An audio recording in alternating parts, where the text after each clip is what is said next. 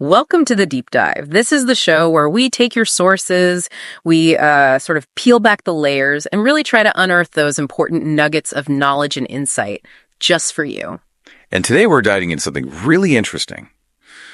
The transformative power of daily English listening. Exactly. Based on some really insightful excerpts you sent us from a discussion called The Power of Daily English Listening. Yeah, some great material there. So our mission today really is to unpack why. Why can consistent listening be such a life-changing shortcut to fluency? Yeah. Going beyond, the traditional study methods. Mm-hmm. And we want to pull out practical, actionable steps, things you can actually do to make this a natural, maybe even enjoyable part of your everyday life. We'll be looking at how your brain kind of unconsciously grabs onto language patterns. While understanding isn't always about knowing every single word. Right. And how simple daily habits, really small ones, can lead to these surprising breakthroughs, in pronunciation and just sounding more natural when you speak. We'll dig into some expert insights, too, on how to make this feel less like a chore, more like, just part of your lifestyle. Absolutely. Turning it into something you actually want to do. Okay, so let's peel back that first layer then. Daily listening. It sounds almost, too simple maybe. Why is it so incredibly powerful for learning English? What's really going on there? Well, what's really fascinating, I think, is when you immerse yourself in English every day, your brain just starts to get used to it.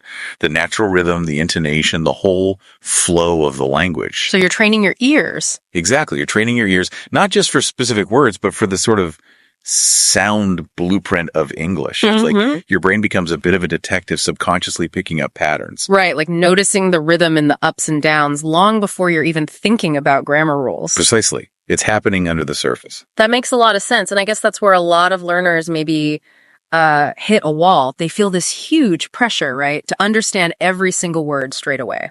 Oh, absolutely. And the source material makes it clear. That feeling is totally normal. But maybe it's even counterproductive. Counterproductive? How so? Well, at the beginning, the main thing isn't decoding every sound. It's more about just letting the sounds, wash over you. Okay. And this isn't just passive. It's a really profound process called implicit learning. Your brain, it's like this supercomputer, right? It's constantly running calculations, subconsciously spotting patterns. Like how often certain sounds go together or common phrases. Exactly that. Even subtle things like the emotion in someone's voice. It's building this huge intuitive database of English without you consciously trying. No grammar book needed for this part. So it's more about connecting with the overall message, the speaker's feeling, the context. Even if some words are still a bit fuzzy, like listening to a song in another language, you don't get all the lyrics, but you absolutely get the mood, the energy. You feel the meaning. That's a great analogy. Feeling the meaning. You're training your intuition, not just your translation skills. And that deeper understanding, it just happens gradually, almost without noticing. It really does. Yeah. Which brings up a good point. What kind of listening actually helps most with this intuitive learning? Right. The source really emphasizes authentic stuff, real conversations. Okay. Not just the sort of structured, sometimes a bit artificial English you get in textbooks or classrooms. Exactly. Everyday, casual talk. The kind of stuff that helps you speak more naturally, too, because you're hearing real voices, real emotions, English as it's actually used. And that natural usage you mentioned, that brings us to another really critical area, pronunciation. How does just listening actually change how we speak? It's actually remarkably effective. When you hear a word or a phrase over and over again spoken by a native speaker, your mouth and vocal cords, they start to unconsciously mimic that sound. Really? Even before you try to say it yourself? Yeah, even before you consciously practice it. Your brain is kind of silently rehearsing the sounds, mapping them onto that natural flow you're hearing. Okay, let's use an example. Like the word comfortable. Someone might initially try to say comfortable, right? Based on the spelling. It's syllable by syllable. But after hearing it used naturally, lots of times their brain and mouth just sort of adapt. Right. And they start saying it more like comfortable. Comfortable. Yeah, that's a perfect example. It's like your brain subtly corrects your internal way of saying it. Wow. And that passive absorption, that's exactly how you develop more native-like pronunciation. Just through consistent, regular listening. So it really underlines how language learning is, it's organic, isn't it? Like learning a physical skill almost, not just memorizing rules. Like a musician developing their ear, as you said. It's not just reading the notes. It's internalizing the sound. Exactly. So, okay, what does this mean for like daily practice? How much listening do we actually need to see these kinds of results? Honestly, even just a dedicated 10 or 15 minutes a day can make a real difference. The absolute key, though, is consistency. Every single day. Consistency over quantity. Absolutely. Listen while you're walking, cooking, commuting, whatever. The goal is to make it feel less like, a study session and more just part of your day. That's really powerful. Making English part of your lifestyle, not just another school subject.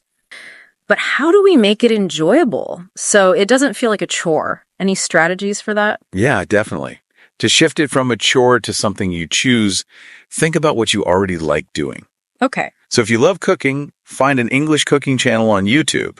If you're into true crime or history, there are endless English podcasts, documentaries. I see. Connect it to existing passions. Exactly. Then it stops being study and it just becomes interesting. You're using your natural curiosity to drive the learning. That's brilliant advice. Merging learning with actual pleasure. Okay, and what about getting the most out of the content itself? The source mentions listening to the same thing multiple times. How does that help? It's like a layering approach. Really effective.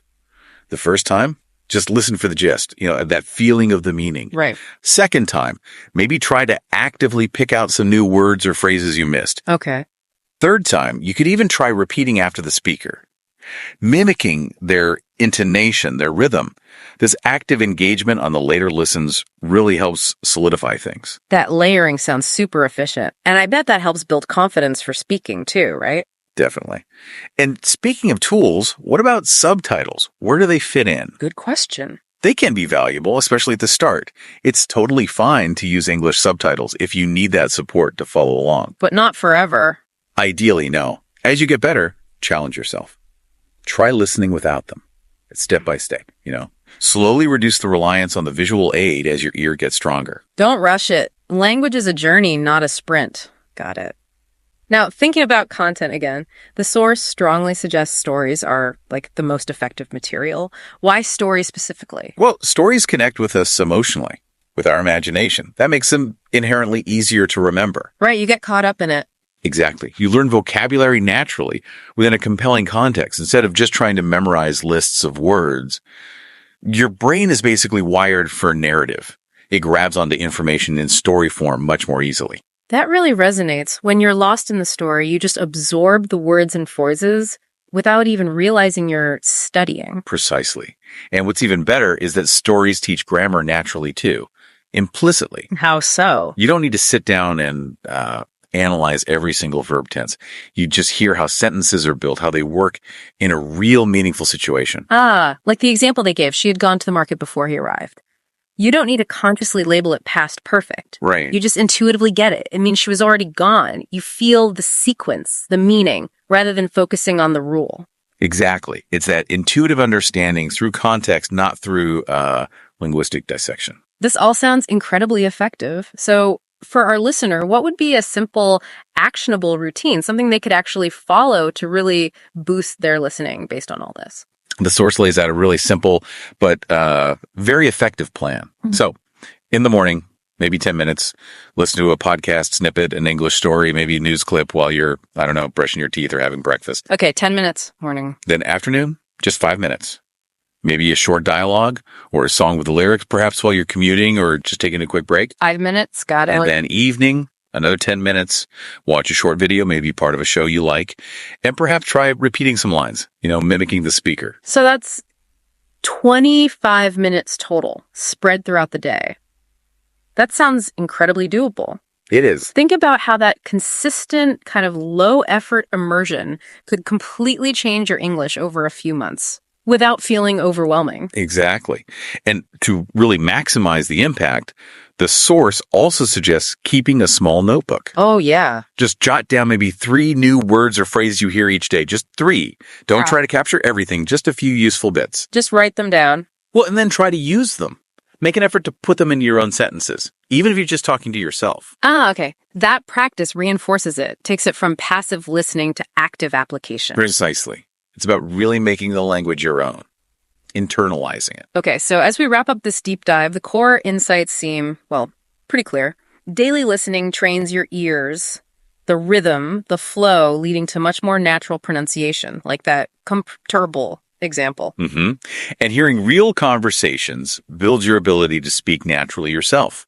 Plus, that really powerful idea of feeling the meaning of grammar, like with those past perfect tenses, instead of just memorizing rules. It's about training your linguistic gut feeling, isn't it? Absolutely, your intuition. And the actionable advice is beautifully simple. Consistency is key. That 25 minutes spread out, or even just a solid 10, 15 minutes every single day, that makes a difference. A huge difference. And remember the power of listening multiple times, using subtitles smartly, and linking your listening to things you already enjoy. Make it fun. Right. Language learning really is a journey, not a race. Small, consistent steps like this daily listening habit, they genuinely lead to big progress over time. So embrace that listen, enjoy, repeat idea. You can definitely do this. Definitely. And maybe here's a final thought for you to consider. If this consistent, enjoyable, context-rich exposure is so powerful for learning a language, well, what other areas of learning in your life or skill development could they be transformed by shifting away from intense study sessions? Towards a more integrated sort of lifestyle approach, consistent, low-effort absorption. Exactly. Think about how much more you could potentially learn in any field if you focus more on feeling the knowledge, really internalizing it, rather than just trying to memorize isolated facts. Something to think about.